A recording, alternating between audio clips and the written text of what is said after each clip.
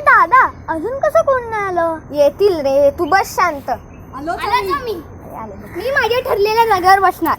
मी तुझ्या शेजारी. अजिबात बसू नको. अरे कुठेही बसा रे, पण भांडू नका. आपण कशासाठी आलो इथं? आपण इकडे काय करणार आहोत? डान्स की नाटक? अरे तू डोक्यावर पडलास काय? अरे प्राजक्ता आली की मी सांगतो, नाही तर परत तिला तेच ते. काय रे, काय बोलताय माझ्याबद्दल? नेहमीच असतं तुमचं. अरे ए बाई गप बस ना. काही नाही, मी रुचिरला सांगत होतो की आपण कशासाठी भेटलो इथं. कुठे सांगितलं? अरे ऐक, सायन्स डेच्या निमित्ताने 28 फेब्रुवारीला असतो तो. तर मग त्या निमित्ताने सायन्स डिपार्टमेंटनी एक डॉक्युमेंटरी कॉम्पिटिशन ठेवली आहे, ओपन टू ऑल. त्याच्यामध्ये आपण पण भाग घेतोय. काही कळलं का तुला? हां, म्हणून तू ते फायर अँड विंग बोलत होतास का? अरे येड्या, फायर अँड विंग्स नाही, विंग्स ऑफ फायर. मी तर नेटवरती पण बघितलंय ते. मी तर पूर्ण अख्खं पुस्तक वाचलंय. कोणी लिहिलंय ते? कशाबद्दल आहे? मला पण सांगा ना रे. आता ह्याला काय सगळं परत चढत सांगत बसायचं? नको नको, आपण जे वाचलंय नको, ते डॉक्युमेंटरी मध्ये टाकणार होत ना, तेच सांगू. तो ऐकेल, त्याला कळेल हळूहळू.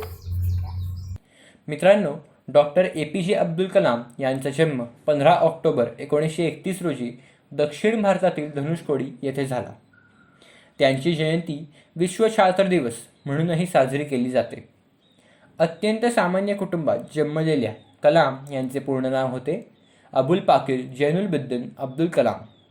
आईचे नाव आशियाम्मा.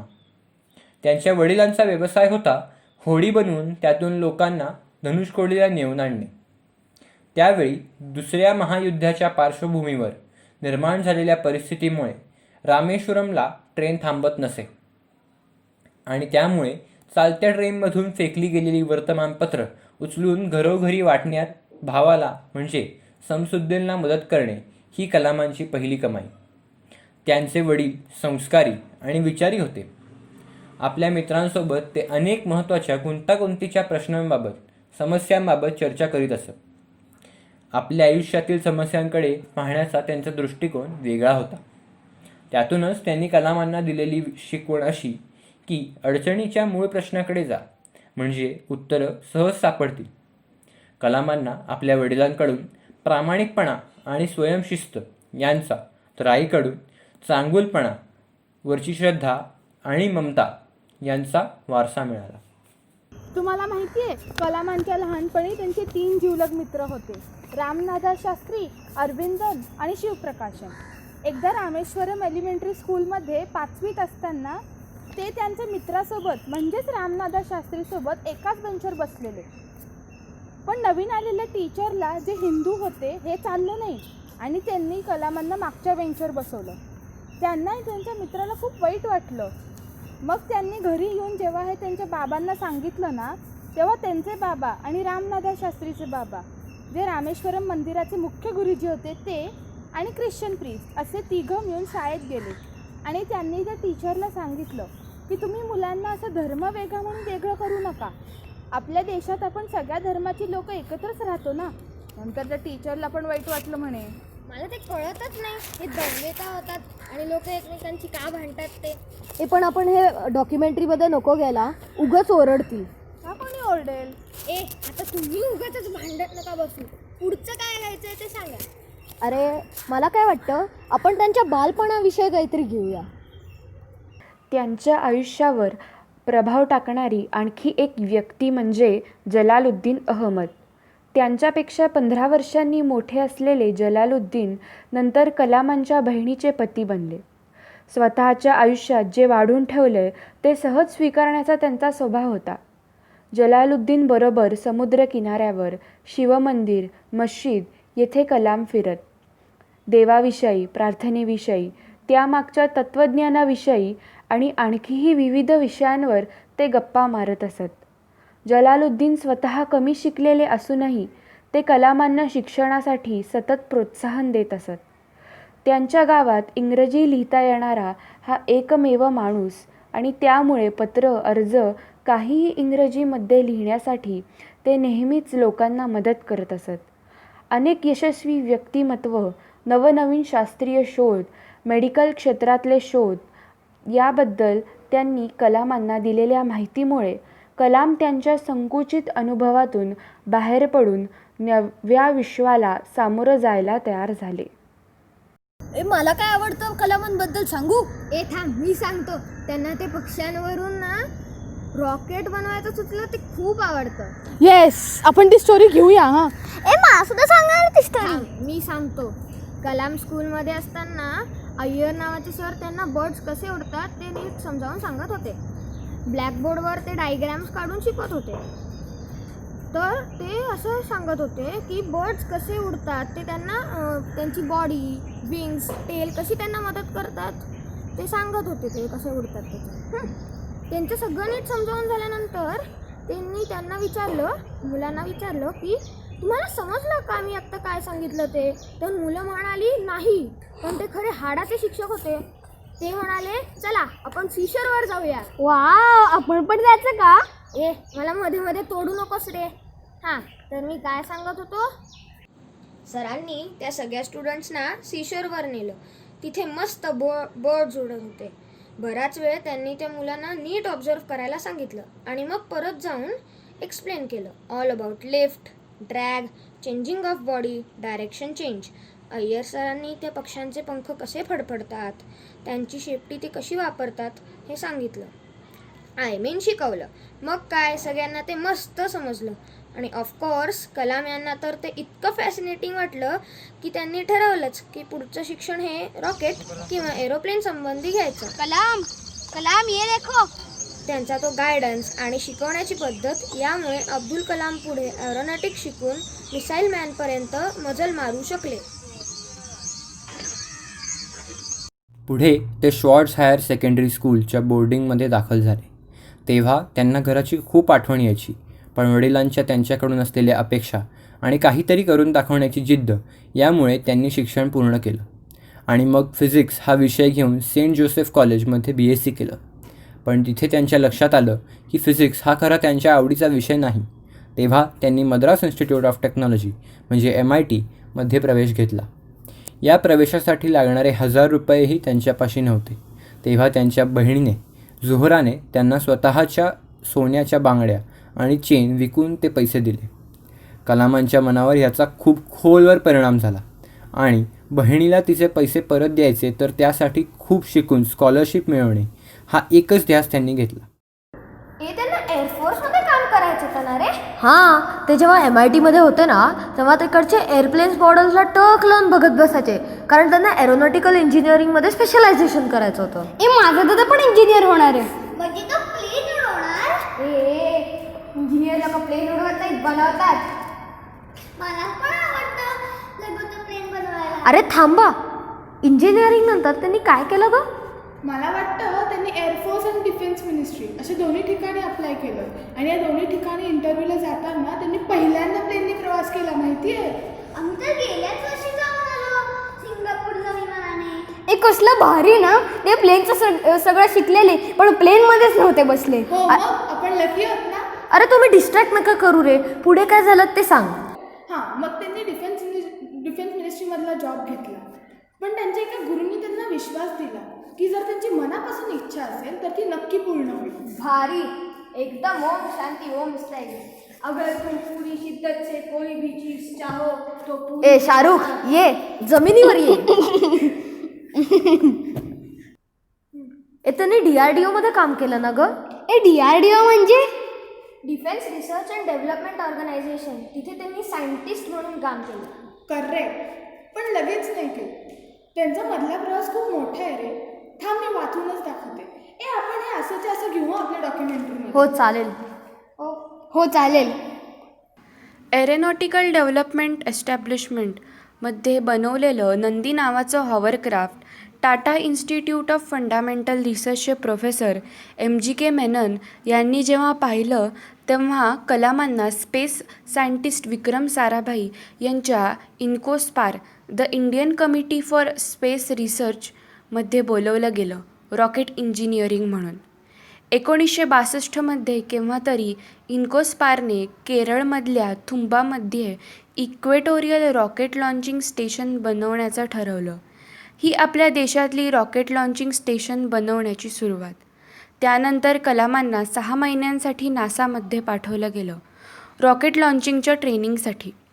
तिथून ते परतले आणि 1963मध्ये आपल्या देशाचं पहिलं रॉकेट लॉन्च झालं आणि त्यांच्या यशस्वी उड्डाणानंतर विक्रम साराभाई यांनी त्यांचं स्वप्न Indian satellite launch vehicle ISLV कलामांना सांगितलं. हे खरं तर टिपू सुलतानांचं स्वप्न, पण इंग्रजांनी ते धुरळावून मिळवलं. 1799मध्ये लढाईनंतर ते टिपू सुलतानांची जवळपास 2000 रॉकेट्स त्यांच्यासोबत घेऊन गेले.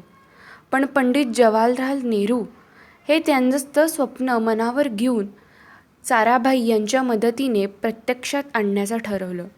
प्रोफेसर साराभाई यांना कलाम भारतीय शास्त्राचे राष्ट्रपिताच म्हणायचे. While I was working under Sarabhai, I took up a rocket-assisted takeoff system project. Here, I tried to bend rules to make new things possible. One day, while working late in the office, which was quite routine after I took up the RATO project, I saw a young colleague, Jayachandra Babu, going home. I called him into my office and did a little bit of loud thinking. "Do you have any suggestions?" I asked. The next evening, Babu came to me before the appointed time. "We can do it, sir. The RATO system can be made without imports. The only hurdle is the inherent inelasticity in the approach of the organization towards procurement and subcontracting, which would be the two major thrust areas to avoid imports." He gave me 7 points, or rather asked for 7 liberties. These demands were unheard of in government establishments, which tend to be conservative. Yet I could see the soundness of his proposition. The RATO project was a new game, and there was nothing wrong if it was to be played with a new set of rules. I weighed all the pros and cons of Babu's suggestions for a whole night, and finally decided to present them to Professor Sarabhai. Hearing my plea for administrative liberalization and seeing the merits behind it, Professor Sarabhai approved the proposals without a second thought. आई, मला तर काही कळलंच नाही. अरे म्हणजे त्यांनी त्यावेळेचे नियम थोडे बदलून घेतले त्यांच्या सुपरवायझरला सांगून, आणि त्या रॉकेटच्या प्रोजेक्टला मान्यता मिळवली. भारी रे.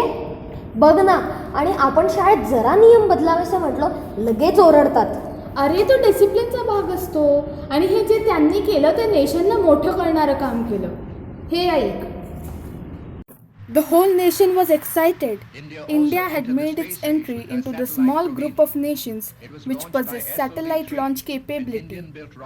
Newspapers carried news of the event in the headlines. Radio and television stations aired special programs. Parliament greeted the achievement with the thumping of desks.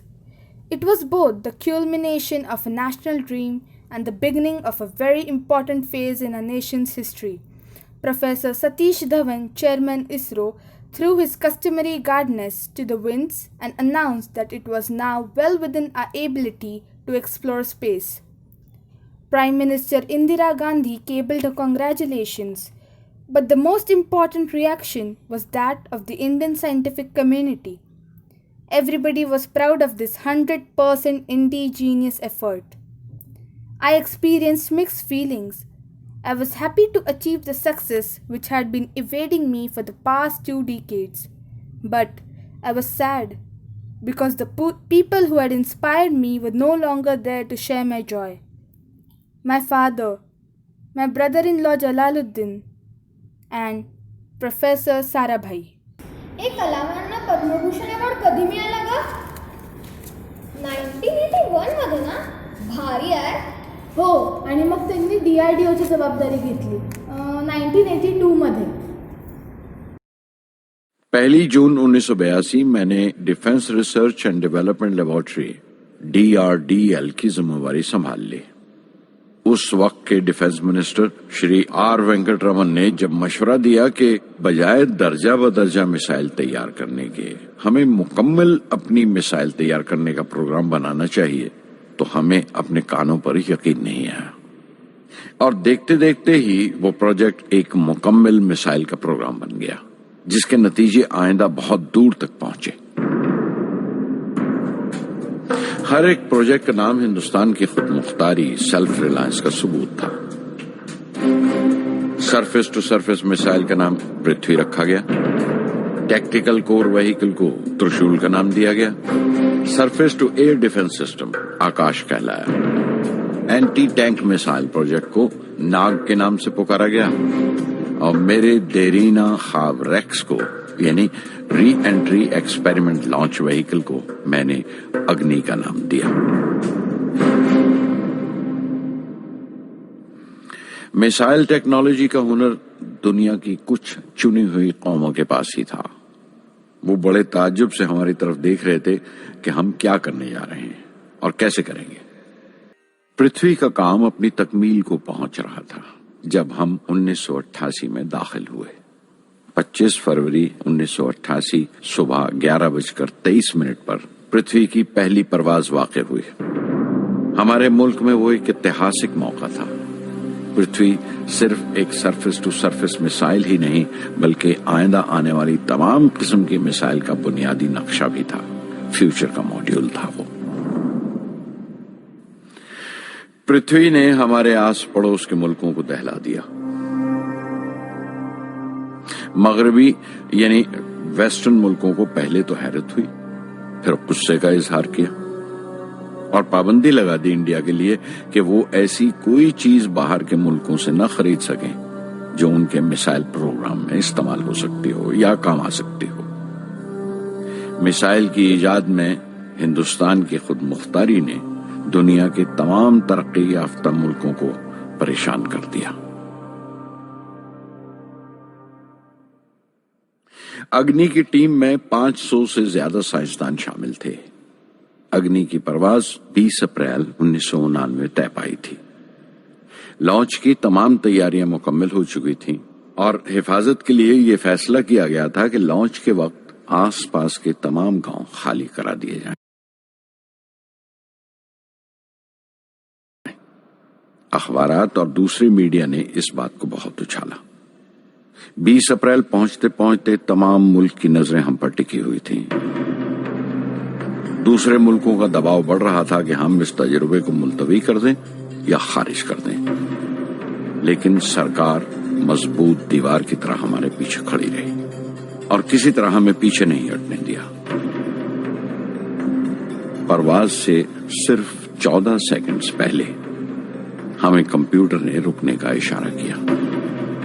किसी एक पुर्जे में कोई खामी थी, वो फौरन ठीक कर दी गई, लेकिन उसी वक्त डाउन रेंज स्टेशन ने रुकने का हुक्म दिया। चंद सेकंड्स में कई रुकावटें सामने आ गईं और परवाज मुलतवी कर दी गई। आणि असं आणखी एकदा झालं रे, पूर्ण देशाने त्यांची वेगवेगळ्या कार्टून्समधून, जाहिरातींमधून, न्यूजपेपर्समधून खिल्ली उडवली। ऐक ग, कसलं भयंकर फेलियर, किती वाईट वाटलं असेल ना रे। मग त्यांना सक्सेस मिळाला की नाही? अगले दिन सुबह 7:10 पर अग्नि लॉन्च हुई। कदम कदम सही निकला।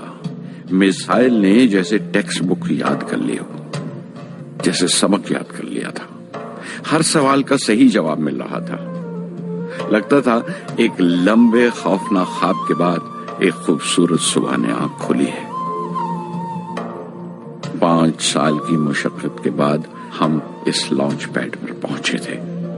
इसके पीछे 5 लंबे सालों की नाकामयाबी, कोशिशें और इम्तिहान खड़े थे।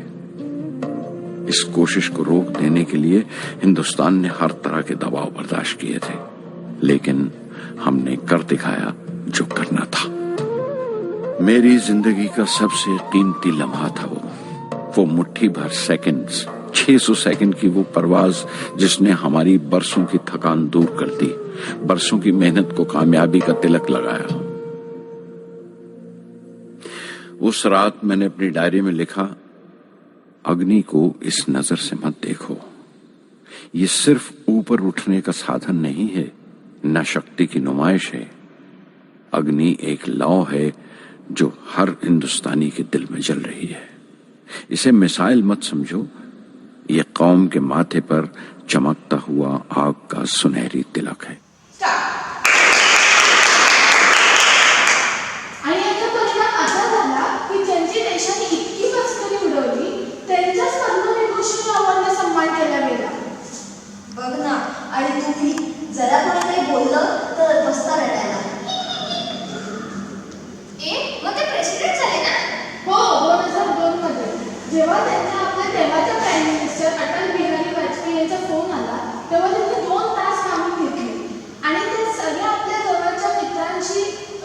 कन्सल्ट करून मग होकार दिला. मी तर असं ऐकलंय तो खूप साधे होते, म्हणजे एकदम सिंपल लाईफस्टाईल. ज्या 2 बॅग्स घेऊन ते राष्ट्रपती भवनात गेले, त्याच 2 बॅग्स घेऊन त्यांचा कार्यकाळ संपल्यावरती परत आले. फक्त 2 बॅग्स? मला तर स्कूलला तेवढे लागतात रोज. आणि ट्रिपला तर मी 5-6 बॅग्स नेत असू. ए बघ ना, मला तर अजून एक त्यांची गोष्ट आठवतीये. कलाम सर प्रेसिडेंट असताना केरळला गेले होते, त्रिवेंद्रमला. तिथल्या राजभवनात त्यांना कोणतेही 2 दिवस बोलवता यायचे. ते सायंटिस्ट असताना त्यांनी बराच काळ त्रिवेंद्रममध्ये घालवला होता. मग त्यांनी कोणाला बोलवलं असेल? Any guesses? त्यांचे जुने मित्र असतील. तुझं बरोबर आहे, पण ते कोण? अरे बोर नको रे मारू, सांग पटकन. एक होता रस्त्यावरचा चांभार आणि दुसरा होता एका छोट्याशा हॉटेलचा मालक. कलाम सर त्रिवेंद्रमला असताना त्या हॉटेलमध्ये जेवायला जायचे. सिम्पली ग्रेट यार. सांभार म्हणजे? अरे चप्पल शिवणारा. त्याला बोलवलेलं? हो, आपण विचारही करू नाही शकत. त्यांनी कोणालाही कधी कमी नाही लेखलं. त्यांना पक्ष्यांविषयी पण खूप प्रेम होतं बरं का. तुला कसं माहिती रे? अरे ही गोष्ट आहे, ते जेव्हा राष्ट्रपती भवनात होते ना, तेव्हा तिकडे रोज सकाळी मॉर्निंग वॉकला जायचे मुघल गार्डनला. तिकडे त्यांना एक दिवशी एक मोर सापडला. तो ओरडू नव्हता शकत ना, तोंड उघडू किंवा बंद करू शकत होता. त्यांना असं वाटलं की त्या मोराला काहीतरी इजा आहे. त्यांचा वॉक झाल्यावरती त्यांनी व्हेटरनरी डॉक्टर सुधीर कुमारांना बोलवून घेतलं आणि त्यांच्या समोरच त्या मोराचा चेकअप करून घेतला. असं म्हणे की त्या मोराला घशात ट्यूमर होता. मग त्याचा मोराचं ऑपरेशन करून घेतला आणि ICUमध्ये ठेवलेलं, जोपर्यंत तो बरा नाही होत. आणि बरा एकदा झाला की मुघल गार्डनमध्ये परत सोडून आले. ती बारीक लक्ष असेल बघ त्यांचं. नाहीतर तुम्ही मला एवढं लागलेलं हाताला कोणी विचारलं सुद्धा नाही. हो रे हो.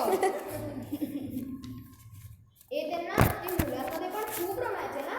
त्यांनी खास त्यांच्यासाठी एक ओथ पण तयार केली होती. आपण ती आपल्या डॉक्युमेंटरीमध्ये घेऊया. हो, त्यांची याबद्दलची पण एक गोष्ट आहे. थांब मी वाचून दाखवते. ते राष्ट्रपती झाल्यावर त्यांनी काय केलं माहिती आहे? राष्ट्रपती भवनातर्फे दरवर्षी इफ्तार पार्टीचं आयोजन केलं जायचं. राष्ट्रपती भवनाच्या अतिथी विभागाने त्याही वर्षी तसं केलं ठरल्याप्रमाणे. कलामांनी एका सहकाऱ्याला बोलवून विचारलं, या इफ्तार पार्टीला साधारण किती खर्च होतो? सहकाऱ्याने उत्तर दिलं, साधारण 2.5 लाख रुपये.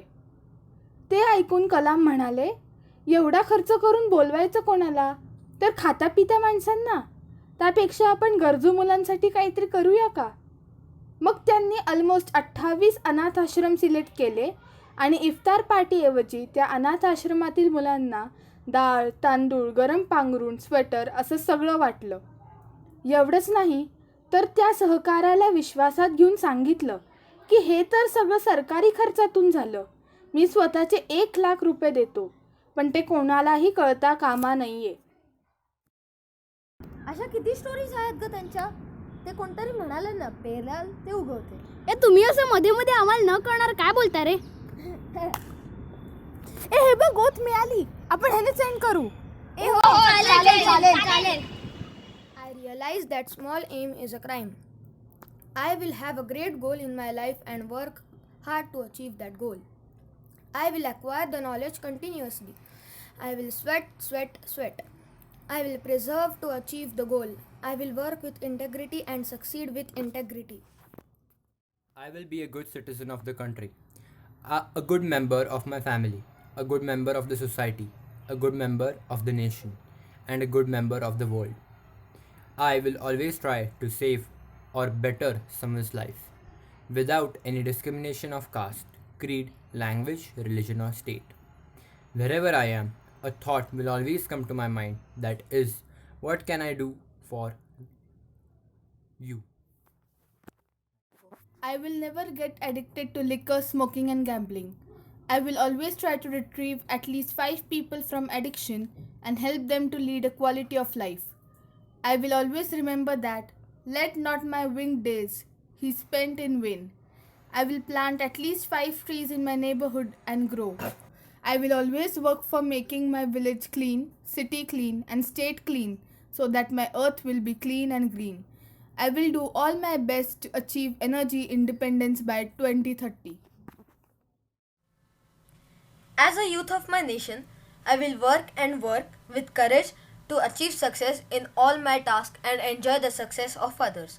I am as young as my faith and as old as my doubts. Hence, I will light up then, and the lamp of faith in my heart. My national flag flies in my heart, and I will bring glory to my state and the nation. मेरे ख्याल में मेरे वतन के नौजवानों को एक साफ नजरिए और दिशा की जरूरत है। तभी ये इरादा किया कि मैं उन तमाम लोगों का जिक्र करूं जिनकी बदौलत मैं ये बन सका जो मैं हूं। मकसद ये नहीं था कि मैं कुछ बड़े बड़े लोगों के नाम लूं, बल्कि ये कि कोई शख्स कितना भी छोटा क्यों ना हो, उसे हौसला नहीं छोड़ना चाहिए। मसले, मुश्किलें जिंदगी का हिस्सा हैं और तकलीफें कामयाबी की सच्चाइयां हैं। जैसा कहा है किसी ने, खुदा ने ये वादा नहीं किया कि आसमान हमेशा नीला ही रहेगा, जिंदगी भर फूलों से भरी राहें मिलेंगी। खुदा ने ये वादा नहीं किया कि सूरज है तो बादल नहीं होंगे, खुशी है तो गम नहीं, सुकून है तो दर्द नहीं होगा। मुझे ऐसा कोई गुरूर नहीं कि मेरी जिंदगी सबके लिए एक मिसाल बनेगी, मगर ये हो सकता है कि कोई मायूस बच्चा किसी गुमनाम सी जगह पर जो समाज के किसी माजूर हिस्से से ताल्लुक रखता हो, ये पढ़े और उसे चैन मिले, ये पढ़े और उसकी उम्मीद रोशन हो जाए। हो सकता है ये कुछ बच्चों को नाउमीदी से बाहर ले आए और जिसे वो मजबूरी समझते हैं वो मजबूरी न लगे। उन्हें यकीन रहे कि वो जहां भी हैं खुदा उनके साथ है। काश हर हिंदुस्तानी के दिल में जलती हुई लौ को पर लग जाए और उस लौ की परवाज से सारा आसमान रोशन हो जाए।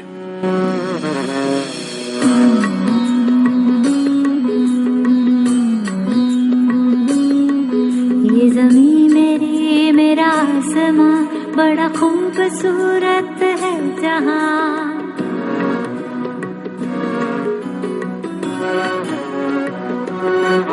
ये ज़मीं मेरी, मेरा आसमां, बड़ा खूबसूरत है जहां। मेरी जिंदगी परवाज़ है, वो फिजा मेरी, मैं उड़ूं जहां। मेरी जिंदगी परवाज़ है, फिजा मेरी, मैं उड़ूं जहां। ये ज़मीं मेरी, मेरा आसमां, बड़ा खूबसूरत है जहां। कभी धूप लेप के आसमां हमने सुनहरी कर लिया। कभी धूप लेप के आसमां हमने सुनहरी कर लिया। फिर धूप बांध के पाँव में हम उड़े हैं ठंडी हवाओं में। बड़ा खूबसूरत है जहां। कभी वक्त उठा के सरों पे हम और आग लेके परों पे हम।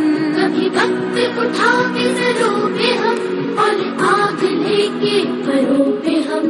कभी छानी खाली खला कहीं, हम उड़े जहां पे हवा नहीं। ज़मीं मेरी, मेरा आसमां, बड़ा खूबसूरत है जहां। मेरी जिंदगी परवाज़ है, मेरी जिंदगी परवाज़ है, वो फिजा मेरी, मैं उड़ूं जहां। ये ज़मीं मेरी, मेरा आसमां, बड़ा खूबसूरत है जहां। ये ज़मीं मेरी, मेरा आसमां, बड़ा खूबसूरत